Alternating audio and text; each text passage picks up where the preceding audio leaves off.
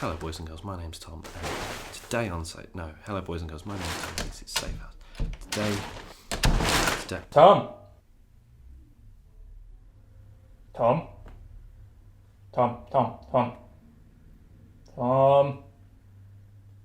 Yes, Pickard. I have a cunning plan. Ask me what the plan is. Go on. I already know where this is going. Well, I'm glad you asked. I'm sure you've seen in the news over the last week that supermarkets across England are now charging 5 pence for a plastic bag. Now, this charge may have been in effect across the rest of the UK for the last gazillion years, and the charge is actually quite insignificant in the grand scheme of things. However, people are furious. They're storming off in a rage, they're tipping shopping out at the checkouts, and they're just downright stealing bags, and they could just as easily bring some from home. Therefore, my cunning plan, is we gather all our plastic bags and we sell them on eBay. This is utterly Brilliant, I know. So here's what I'm thinking. We price them up between about 2 and 4 pence, depending on size, condition, rarity, and place of origin. Because you know some people out there are going to want to shop at fine establishments, such as Lidl or Aldi, but they want to have a Waitrose bag and stroll around like they're in the fucking universe. And then I'm sorry, I'm going to nip this in the bud right now. Just think about this for just a minute and all the ways this is a terrible idea. No, it's... 1. Postage. How are you going to send these out? Jiffy bags? Any old envelope? You're going to spend more on postage than the money you make. Well... 2. This rage will blow over in about a week and everyone will just accept the charge and forget it was ever different. Well, people are still talking about Cameron and the... Yeah, because that's hilarious. This is stupid. 3. Alright, you've made your point. I'll just go get a refund on all of these. You bought the bags. You bought all the bags. I'm sure the bloke said he put the receipt in one of these.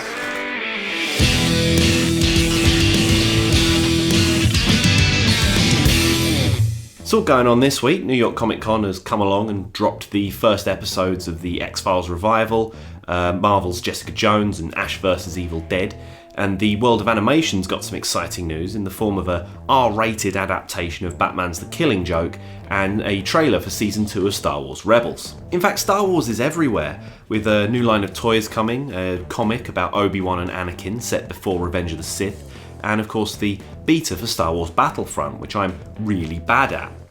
But Pickard's better, so he's going to talk about it. As a low-end to, I guess, moderate Star Wars fan, I'm sorry everybody, my hype level for the Star Wars Battlefront beta wasn't exactly flying off the charts as we were gearing up for its release. However, now I've played it for a good dozen or so hours, I can definitely say it's okay.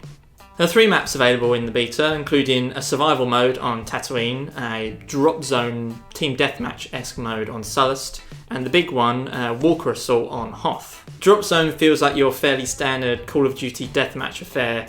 Fast respawns, people shooting you in the back, scrambling around the map as quickly as you can to get to each drop point and capture it.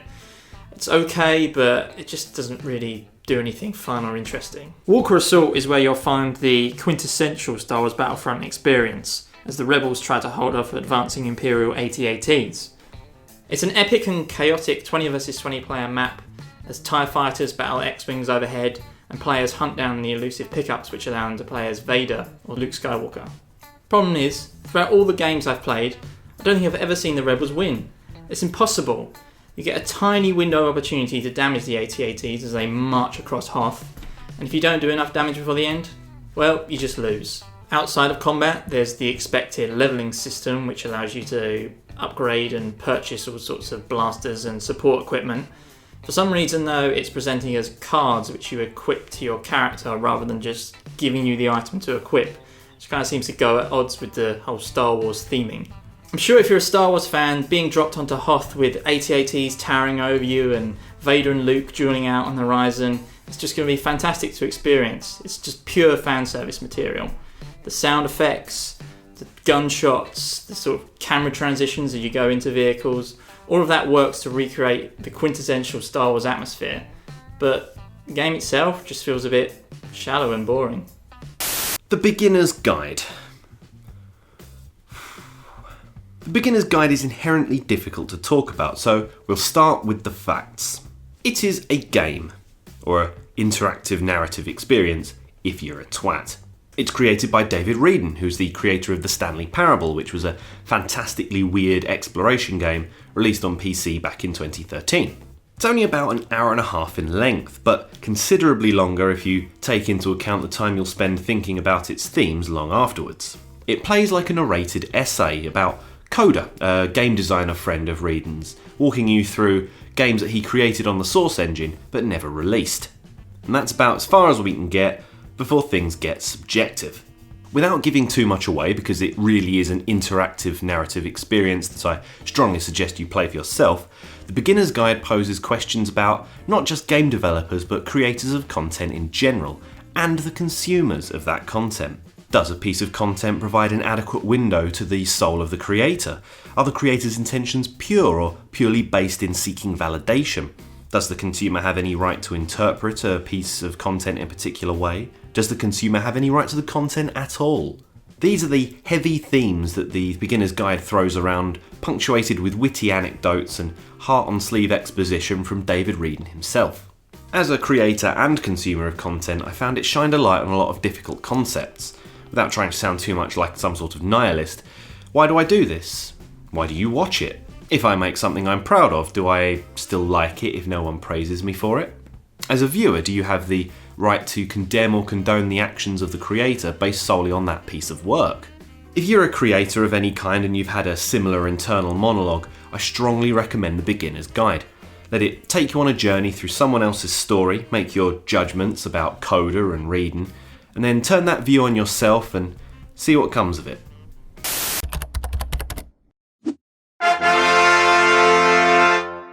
Because Telltale Games need to own every popular creative license out there, now that they've got Marvel, Game of Thrones, Walking Dead, it only seems fair that they now get Gaming Speak's license, Minecraft, to make a game out of. Initially, you may have thought a story game based on Minecraft by Telltale would have been a weird fit.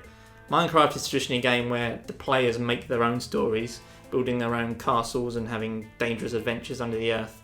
But the game itself actually plays out like a really fun and exciting Pixar movie. It's got a great voice cast featuring the likes of Patton Oswalt and Ashley Johnson, delivering a few funny jokes and in-references for players of the game to pick up. There's drama, but the stakes are never really insanely high compared to the likes of Game of Thrones, where people are getting killed every half a second. It's just a pleasant game. You can sit back, relax, and have a few laughs along the way. As if it wasn't enough that we're getting a new Bond film, a new Star Wars, and a new Tarantino, it's almost too good to be true that we're now getting a new Coen Brothers film in the form of Hail Caesar. Just like the Gypsy Lady said. The trailer dropped recently to show us our first look at the escalating madness that the Coens are famous for. In it, we see Josh Brolin playing Edward Mannix, a film producer in the golden age of Hollywood who has assembled a team of the finest filmmaking talent to create their masterpiece, a historical drama called Hail Caesar. But a film of this scale can only do so much without someone truly captivating as the leading man, which is why they've hired legendary actor Baird Whitlock, played by George Clooney, to be the face of the film. Sounds pretty average, right? A studio makes a film, pretty normal plot. But this is a Coen Brothers film. So at this point in the trailer, the shit is already rocketing skywards and is now mere inches from the fan. The moment of contact comes when Baird Whitlock is kidnapped by a group calling themselves The Future, and so it falls to Mannix and a loyal team of cast and crew to rescue him, all without alerting the press. From there, things will no doubt escalate beyond the realms of sensibility, as is tradition for the Coens, and we'll be left with another great film to put on the shelf next to the Big Lebowski, Fargo, Oh Brother, Where Art Thou, No Country for Old Men, and other great samples of cinema. With a cast that includes Scarlett Johansson, Channing Tatum, Tilda Swinton, Ralph Fiennes, and a whole who's who of Hollywood alongside leading roles from Brolin and Clooney, I can see this being a star-studded masterpiece. Hail Caesar is out next year, and assuming you haven't melted into a puddle of hype after Spectre, Force Awakens and Hateful Eight, it should definitely go on your watch list. That's about all the time we have for today. Yes, thank you for watching. If you did enjoy the show, be sure to give us a like, comment, subscribe, all that usual thing. Yeah, so thanks for watching and we'll see you next week. Bye.